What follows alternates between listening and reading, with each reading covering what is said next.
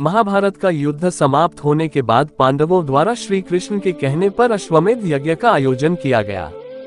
अश्वमेध यज्ञ के बाद घोड़ा छोड़ा जाता है और वह घोड़ा जहां तक जाता है वहां तक उस राज्य के राजा की दास्तां स्वीकार कर ली जाती है। घोड़े की रक्षा के लिए धनुर्धर अर्जुन को नियुक्त किया गया था। कोई भी राज्य का राजा उस अश्व को रोकने की कोशिश नहीं करता था, क्योंकि अर्जुन ने पितामह भीष्म और महाबली कर्ण जैसे योद्धाओं को मृत्यु का ग्रास बनाया था। घोड़ा निरंतर आगे बढ़ता जा रहा था। कई राज्यों को पार करने के बाद वह घोड़ा रतनपुर राज्य की सीमा तक जा पहुंचा। रतनपुर के राजा मोरध्वज मयूरध्वज बड़े ही धर्मात्मा और श्री नारायण के परम भक्त थे। राजा मोरध्वज का पुत्र धीरध्वज ताम्रध्वज था। धीरध्वज ने अल्प आयु में ही युद्ध कला में सर्व शिक्षा प्राप्त कर ली थी। वीर धीरध्वज ने अश्वमेध का वह घोड़ा रोक लिया और घोड़े के रक्षक अर्जुन की प्रतीक्षा करने लगा। सेना सहित धनुर्धर अर्जुन वहां पहुंचे और उस वीर बालक से कहा, हे बालक, तुमने जिस घोड़े को रोका है वह चक्रवर्ती सम्राट युधिष्ठिर के अश्वमेध यज्ञ का घोड़ा है, जिसकी सुरक्षा में मैं स्वयं खड़ा हूँ। इस घोड़े को पकड़ने का साहस किसी भी राज्य के राजा ने नहीं किया। जिससे राज्य में इस घोड़े ने अपने पैर रखे हैं, उस राज्य के राजा ने युधिष्ठिर की दास्तां स्वीकार कर ली है। मैं तुम्हारी भूल समझकर तुम्हें क्षमा करता हूँ, इसलिए तुम ये घोड़ा छोड़ दो। इस बात पर ताम्रध्वज ने अपनी वीरता का परिचय देते हुए कहा कि हे अर्जुन, सिर्फ आप ही कहोगे या मेरी भी सुनोगे? मैं रतनपुर का भावी सम्राट ताम्रध्वज हूँ। मेरे पिता मयूरध्वज और माता विद्याधरणी है। मैं क्षत्रिय पुत्र हूँ और क्षत्रिय कभी किसी का दास नहीं होता। इस पर अर्जुन ने कहा कि नादान बालक, तुम जानते नहीं हो तुम क्या कर रहे हो। तुम्हारा ये बाल हठ युद्ध करवा सकता है और युद्ध का परिणाम तुम नहीं जानते हो। इसलिए तुम ये घोड़ा छोड़ दो और अपने पिता को सूचित करो ताकि वह तुम्हें समझा सके। ताम्रध्वज ने अपनी वाक्पटुता से अर्जुन पर पलटवार किया और कहा, हे कुंती नंदन अर्जुन, क्षत्रिय पुत्र बाल्यकाल अवश्य अपने पिता की गोद में व्यतीत करता है, परंतु जवानी में क्षत्रिय पुत्र का क्षत्रित्व परिपक्व हो जाता है। यदि तुम्हें घोड़ा चाहिए तो तुम्हें मुझे अपने बाहुबल से प्राप्त करना होगा। व्यर्थ में अपना योगदान करके समय खराब ना करे।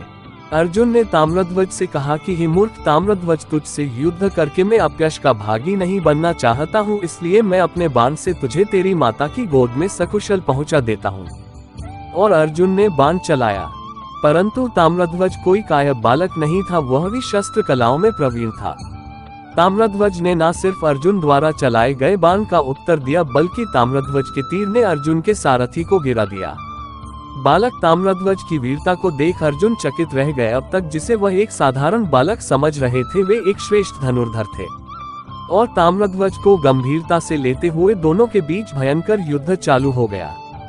ताम्रध्वज ने अर्जुन का वीरता पूर्वक सामना किया और अपने एक तीर से महाबली अर्जुन को मूर्छित कर दिया।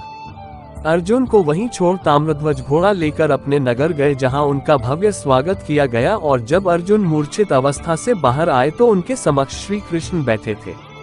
अर्जुन ने श्री कृष्ण से कहा, हे भगवान, ये सब आपकी माया का ही चमत्कार है, अन्यथा वह बालक युद्ध में अर्जुन से नहीं जीत सकता था। इस पर श्री कृष्ण ने अर्जुन से कहा कि अर्जुन, तुम अभी भी भ्रम में हो। तुम ये सोचते हो कि संसार में तुमसे बड़ा योद्धा कोई नहीं है और तुमसे बड़ा मेरा भक्त भी कोई नहीं है। अर्जुन ने श्री कृष्ण से कहा, क्या ये सत्य है माधव? श्री कृष्ण ने कहा कि तुम्हें अपने से बड़ा योद्धा मिल ही गया है, और अगर अब अपने से बड़ा दानी और भक्त भी देखने की इच्छा है तो बताओ। अर्जुन ने श्री कृष्ण से कहा कि मैं अवश्य ही उस भक्त के दर्शन करना चाहूंगा जो मुझसे भी बड़ा आपका भक्त है। तब भगवान श्री कृष्ण और अर्जुन ब्राह्मण का वेश धारण कर तथा यमराज एक सिंह के भेष में रतनपुर राज्य की ओर प्रस्थान किया, जहां राजा मयूरध्वज का राज दरबार लगा था। जैसे ही राजा मयूरध्वज को इस बात की खबर लगी कि साधु उनके राज दरबार में आए हैं, तुरंत उन्होंने अपना सिंहासन छोड़ साधुओं को प्रणाम कर आशीर्वाद लिया। ब्राह्मण रूपी श्री कृष्ण ने राजा मयूरध्वज से कहा कि हमने तुम्हारे दान की बहुत प्रशंसा सुनी है। चारों ओर तुम्हारे यश की कीर्ति है कि कोई भी याचक तुम्हारे दरबार से खाली हाथ नहीं जाता है। राजा मयूरध्वज ने ब्राह्मण रूपी श्री कृष्ण से कहा कि यह भगवान नारायण की ही मुझ पर कृपा है कि आज तक मेरे दरबार से कोई खाली हाथ नहीं लौटा है। ब्राह्मण रूपी श्री कृष्ण ने कहा कि हम आपसे ऐसी कोई वस्तु नहीं मांगेंगे जो आपके अधिकार क्षेत्र से बाहर हो। श्री कृष्ण ने राजा मयूरध्वज से कहा कि हम 3 प्राणी बहुत लंबे समय से यात्रा कर रहे हैं।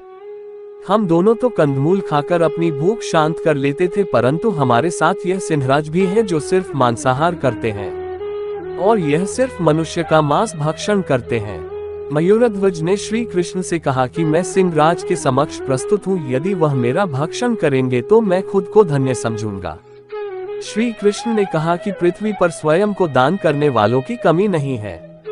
यदि तेरे जैसा भोजन करते तो हमें आपके पास आने की जरूरत नहीं होती। महाराज मयूरध्वज ने श्री कृष्ण से कहा कि अब आप ही बताएं कि मैं कैसे सिंहराज के भोजन की व्यवस्था कर सकता हूँ। ब्राह्मण बने श्री कृष्ण ने राजा मयूरध्वज से कहा कि हमारे सिंह के भोजन के लिए आपको अपनी रानी सहित आरा लेकर अपने पुत्र ताम्रध्वज को चीरना होगा, जिससे सिंहराज भोजन कर सके। श्री कृष्ण की आवाज सुनकर सारा दरबार आश्चर्यचकित हो गया। स्वयं अर्जुन श्री कृष्ण के इस तरह की बात से डर गए। एक क्षण के लिए राजा मयूरध्वज भी डगमगाए, परंतु समझ गए।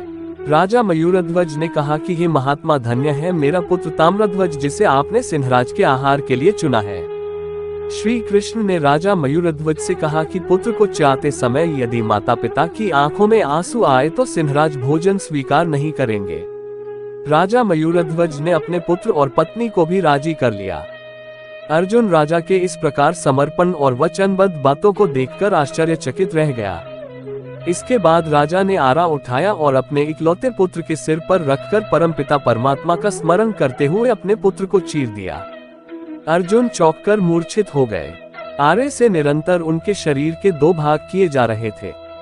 इस तरह ताम्रध्वज का शरीर 2 भागों में बंट गया। राजा मयूरध्वज ने ब्राह्मण से कहा कि महात्मा अपने सिंह को भोजन करवाए। सिंहराज ने आगे बढ़कर ताम्रध्वज का दाया भाग खा लिया। तभी ताम्रध्वज की माता की बाईं आंख से आंसू टपक पड़े। श्री कृष्ण ने महारानी से पूछा कि यह आंसू किस लिए? तब रानी ने कहा कि महापितृ भक्त ताम्रध्वज के दाहिने अंग को तो आपने स्वीकार कर लिया, परंतु वाम अंग को छोड़ दिया, इसी कारण मेरी बाईं ओर से आंसू निकल पड़े। इस दृश्य को देख अर्जुन का घमंड चूर चूर हो गया। भक्ति का ऐसा प्रकाश अर्जुन ने अपने जीवन में कभी नहीं देखा था। इसके बाद ब्राह्मणों के लिए सात्विक भोजन की व्यवस्था की गई। श्री कृष्ण ने राजा मयूरध्वज से कहा कि तुम्हारे पुत्र को बैकुंठ में स्थान मिलेगा। ईश्वर तुम्हारे दान भक्ति से अति प्रसन्न रहता है और वह कभी अपने भक्तों का अहित नहीं करेंगे। ब्राह्मण रूपी श्री कृष्ण ने राजा से कहा कि अपनी दाहिनी तरफ देखें, आपके अलौकिक कार्य का फल आपको मिल चुका है। जैसे ही राजा ने अपनी दाहिनी तरफ देखा, ताम्रध्वज जीवित अवस्था में खड़ा था। अपने पुत्र को देख रानी ने उसे गले से लगा लिया। राजा मयूरध्वज ने ब्राह्मण से कहा कि आप कौन हैं और किस कारण आपने मेरी इतनी कठिन परीक्षा ली। भगवान श्री कृष्ण ने अपने विराट रूप के दर्शन राजा मयूरध्वज को दिए और मयूरध्वज श्री कृष्ण के चरणों में गिर गए। ये दृश्य देख अर्जुन उस महादानी राजा मयूरध्वज के पैरों में गिर गए और इस तरह अर्जुन का अहंकार नष्ट हो गया।